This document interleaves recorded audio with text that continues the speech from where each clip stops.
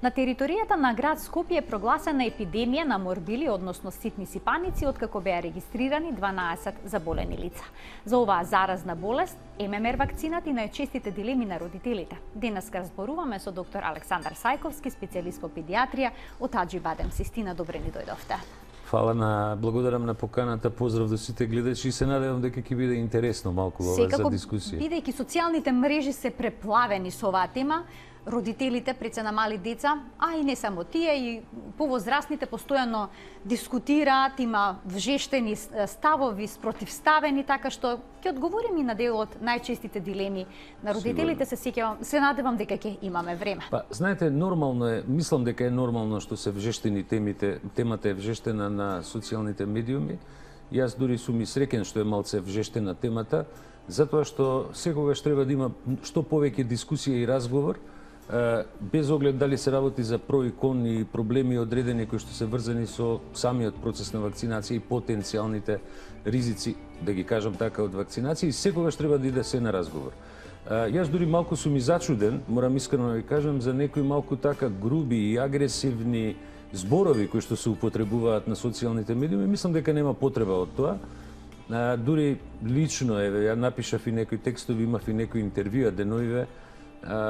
Например, на Педијатар МК имав интервју во кое што се понудив слободно, би седел да разговарам со било кој родител, значи во јавна емисија, во дебатна емисија. Многу е важно се дадат одговори конкретни на најчестите прашања, односно на најчестите дилеми на родителите. Бидејќи кај нас сметам дека нема класично антиваксерско движење, голем дел од оние родители кои што не ја стават конкретно вакцината ММР се исплашени од нејзиниот квалитет, а ќе проговориме дека во моментов е иста таа вакцина како што е и во Европа, се плашат од аутизам и слично. Најчесто родителите одложуваат оваа вакцина да прозбори. Дали овој страф е оправдан? Значи, видите, јас топло им советувам на родителите, значи, да не се плашат од тој дел. Значи, знаете, ние можеме да дискутираме, има многу познати личности, дури во светот многу познати личности кои што ја појавуваат асоциацијата меѓу оваа вакцина и аутизам. Меѓутоа, она што сакам да го јавно кажам уште еднашка, дека луѓето треба да размислат, значи, кога прв пат излезе таа теза дека постои можност вакцината од ММР да направи аутистичен или аутистичен спектар на промени кај некој дете, беа окривувани одредени тешки метали кои што се користеа, така наречени тешки метали како што се алуминиум и жива, како стабилизатори во вакцините. Во моментот кога тоа излезе, веднашка се промени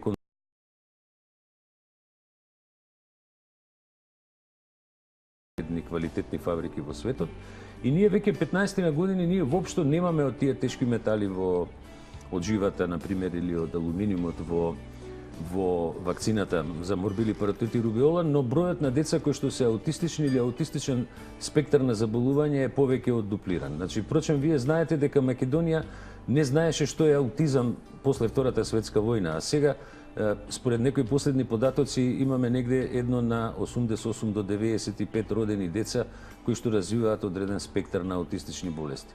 Јас повеќе би рекол дека треба да се анализира технолошкиот развој и начинот на модерниот живот и начинот на модерниот начин на исхрана отколку вакцинациите. Впрочем, неколку огромни студии, значи навистина релевантни студии, објавени во релевантни часописи, вклучени огромен број на педиатри, инфектолози, епидемиолози, на повеќе од 30 милиони дадени ММР вакцини во светот, не се регистрира ни еден реален и релевантен случај на аутизам или аутистичен спектар на болести.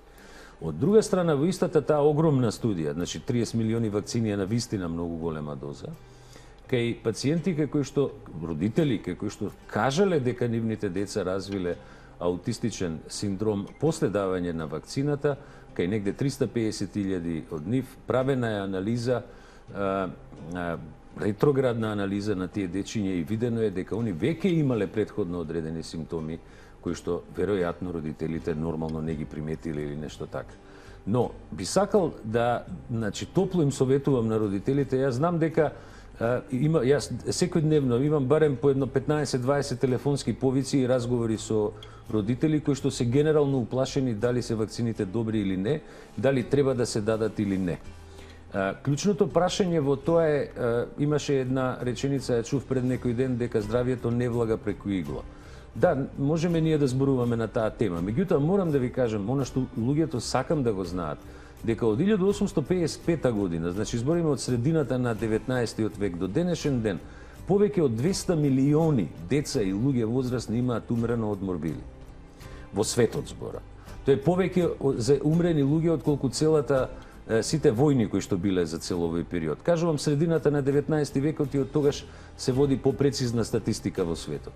Од друга страна, ние сега, значи, некои 640.000 болни имаше 1990 година, сега се опаднати во светот бројот на заболени на негде под 150.000 сепак годишно се разболуваат. Она што е интересно, кога ќе погледнете мапата на светот и на болест, појава на морбили и смртни случаи од морбили, ќе видите, например, во земји како што е Соединените Американски држави, Канада, Западна Европа, Советскиот сојуз, односно Русија, пардон, Австралија, нема смртен случај од морбили. Смртните случаи од морбили се јавуваат углавно во понеразвиените земји, например, најмногу во Африка и во Азија, и бројот на заболени деца и делумно возрастни луѓе е многу поголем во тие средини каде што имаме понизок стандард, пониска едукација, имаме поголем број на деца кои што се, особено деца кои што се со малнутриција. И кога ќе погледнете мапата, таа е многу интересна. Например, Соединените Американски држави е обавезна вакцината за морбили, паротит и рубеола, и они веќе 10 години имаат прогласено дека нема случаи на морбили, паротит и рубеола кај нив, значи на морбили, пардон, иако се импортирани 994 случаи, значи луѓе, односно деца кои што влегле во Америка во фаза на инкубација па добиле морбили. Сега тука има многу дилеми околу тоа прашање кога да се вакцинираат децата. Значи, стандардно вакцината за морбили треба да се даде околу 12 месец. Впрочем, најдобриот вакцинален програм во светот го има Австрија. И кога ќе ја видите вакциналната програма во Австрија е, например, во 12 месец.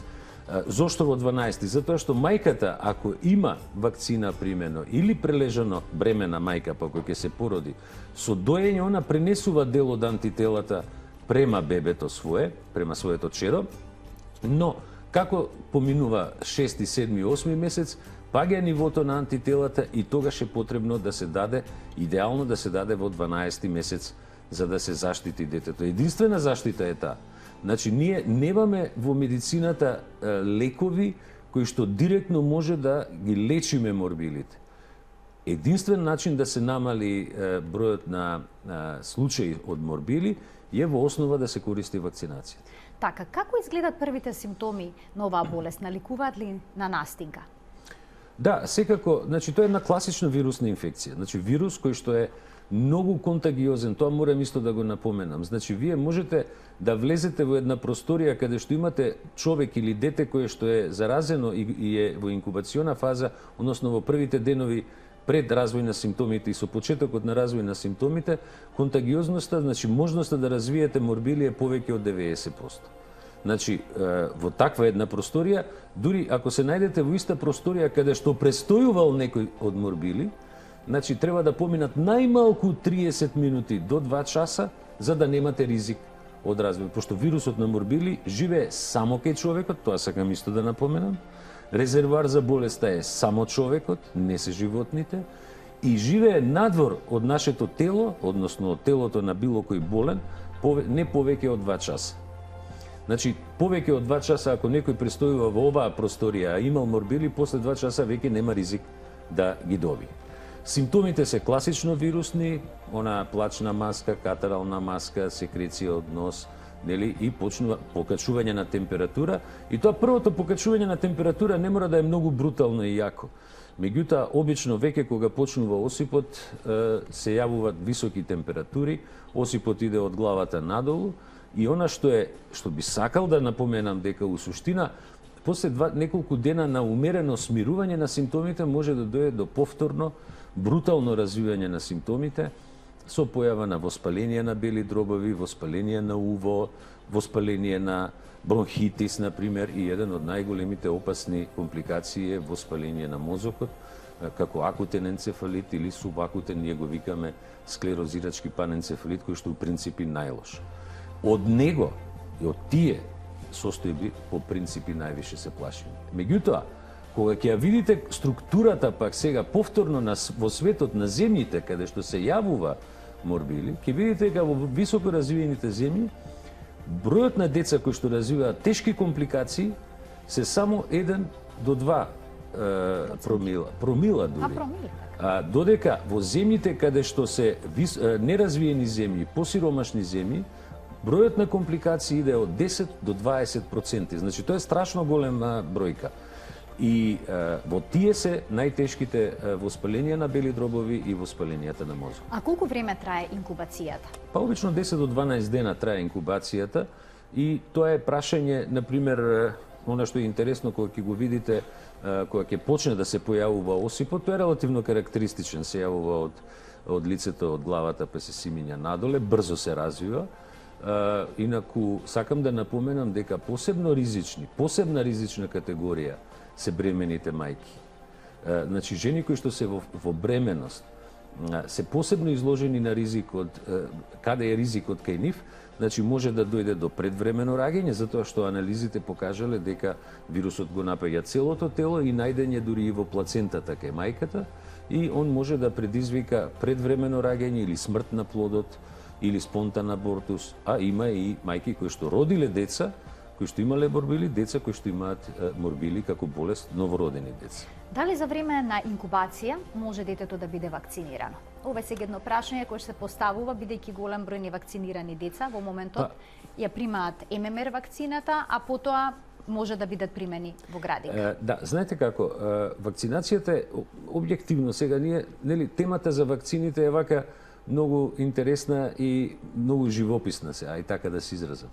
Меѓутоа, факт е дека единствен начин да се заштити популацијата е да се даде вакцината и она што е најбитно од се, она што го зборуваме како педиатри многу често, дека е потребно да имаме колективен имунитет за да не се развие епидемија над 95%, односно да не падне обсегот на вакцинација под 95%.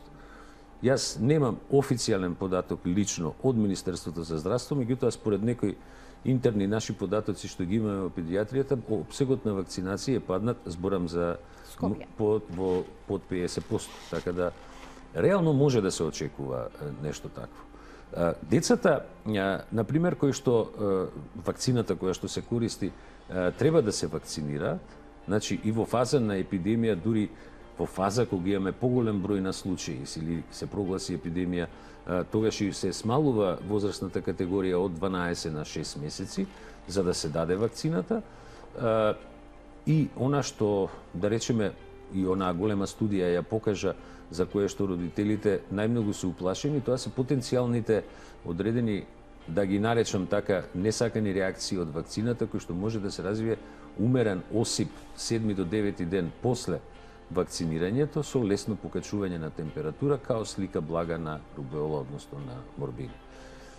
Додека кај новородени деца и кај мајки бремени кои што се изложени на контакт на морбили, значи имаат јасен контакт со човек или дете кое што боледува од морбили, кај новороденото дете не се дава вакцина, кај бремената мајка исто така скоро се забранети живите вакцини, меѓутоа она тогаш треба да прима 6 дена хумани имуноглобулини за да се заштити и да не се развие морбили кај неа.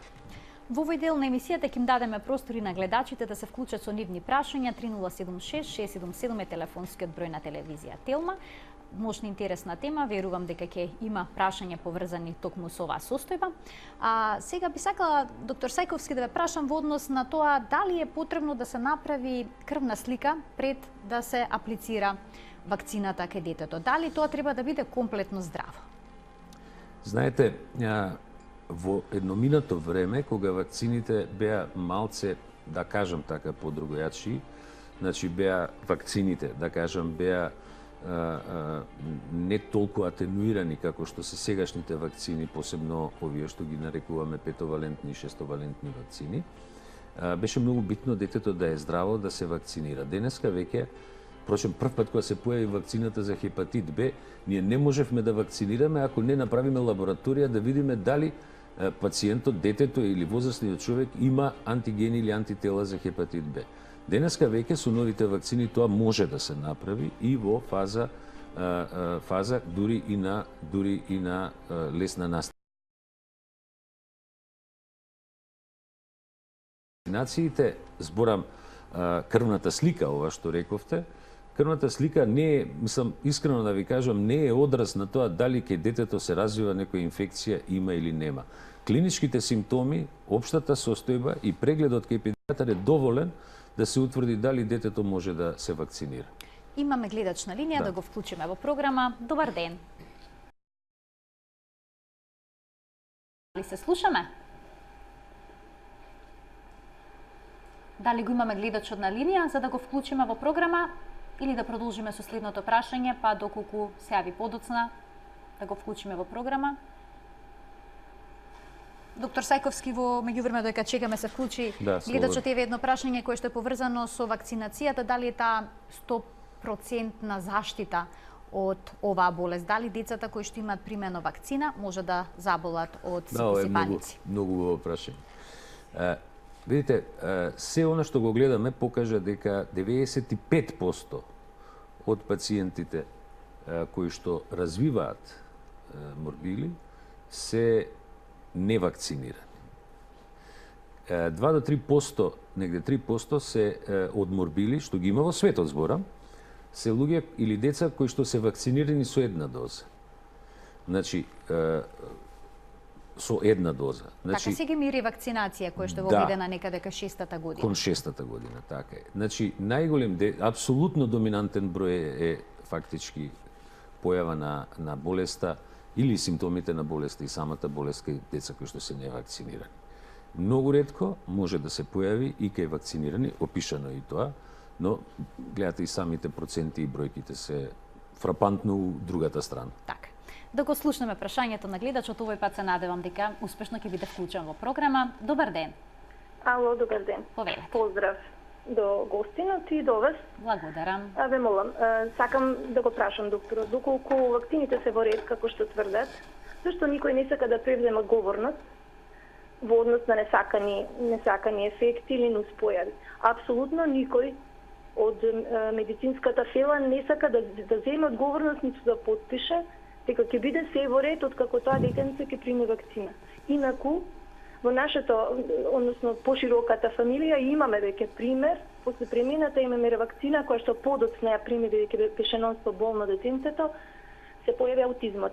Нека ми одговори докторот зошто се случуваат тие работи, зошто никој не превзема одговорност и зошто малте не сосила сега ги тераат мајките, родителите да ги вакцинираат своите деца. Во нашето време мојот син ги прими сите вакцини и сите ревакцини. За жал почина на 22 години. Керка ми не прими ниту една вакцина. Синот ги фаќаше прво и крупните сипаници, морбилите, па потоа мојата керка, синот потешко ги поднесуваше, мојата керка многу полесно. Зошто е тоа така? Ви благодарам што се вклучивте во програма и ова е често барање на родителите кои што се скептични, бараат од докторите да потпишат дека се ќе биде во ред, дека 100% ќе бидат здрави нивните деца по примањето вакцина. Кое на вистина, баш ова прашање, за ова прашање ја мислам дека треба да се отвори поголема дискусија и верувајте ми, баш заради ова прашање ја мислам дека треба да се дискутира на тема, зборам на некој round table, дури и на некој од вашиве телевизии. Значи, кога збориме за одговорноста, значи, тука постои двостранна одговорност. Од една страна е системот, кој што, целиот здравствен систем, кој што треба да го покрие вакцинирањето на децата, значи да ги заштитиме децата, а од друга страна е нормално семејството. Исто, сега про и кон, кој ќе ја носи одговорноста ако вашето дете не е вакцинирано со ниедна вакцина и добие полиомиелит и остане парализиран? Јас не зборам за кривична одговорност. Јас зборам за морална одговорност и за етичка одговорност и што ако вашето дете добие детска парализа, остане парализирано и кој ќе наврши 18 години, дали може како родител да ве тужи за несовесно однесување? Значи, или да го тужи општеството, односно државата, значи заради несовесност. Значи тоа се прашања кои што треба да се отворат. Јас не верувам, искрено ќе ви кажам, дека знам дека има колеги мои кои што велат дека треба да се одлага малку вакцината со ММР заради стравото до аутизмот. Да, тоа одлагање на вакцината е најмногу советувано од колеги од страв во однос на родителите, односно ставот на родителите. И од друга страна, сметам лично дека Министерството и фондот треба да бидат многу поотворени во однос на тоа клучно прашање за одговорноста и за начинот на набавка. Мој личен став, сега јас како педијатар зборам, нели, мој личен став е дека јас, например, не се согласувам лично со систем на набавки каде што доминантно е цената најниска цена. Да, тоа е мој став. Ја не викам дека тоа не треба така да биде, не го знам системот на набавки, зборам тендерите како се прават. Меѓутоа, некој кој ќе ми каже дека уштедувам во здравството по принцип, ја тоа сум го слушал децении уназад. Ние уштедуваме во здравството. Тоа мене некако ми звучи како му скратуваме некое право на некого, ако е систем на заштеда, да кажам така. Јас имам став дека вакцините треба да бидат набавени од најрелевантните производители во светот, да нема компромис во однос на квалитетот и да нема компромис во однос на цената. Секако дека државата кога договара одреден квантум за набавка на вакцините, секако стои и позади квалитетот. Затоа е прашањето за одговорноста на оваа гледачка што се јави.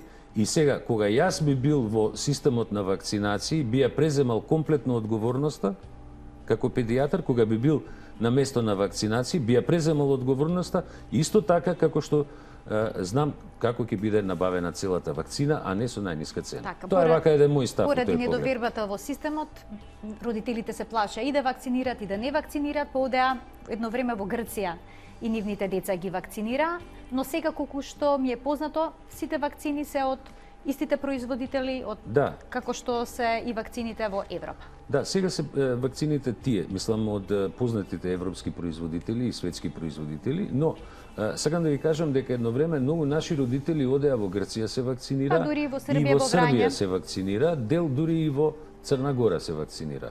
Навистина не е во ред. Значи, не е во ред децата од Македонија додат да се вакцинираат во друга држава, кога нашата држава треба да се грижи за нашите деца. Така. Доктор гостин, што на гледачите им ги представивте сите аспекти, повеќето, колку што имавме нели простор и време во денешното издание на 0N+, на оваа болест и преце на вакцинацијата. Ви благодарам и вам, се надевам дека ќе има малку и поише дискусија, можеби и на социјалните медиуми, па ќе пишуваме повеќе на таа тема. Ова беше се во денешното издание на 0N+, се гледаме секој работен ден во рамки на утринската на Телма. До гледање.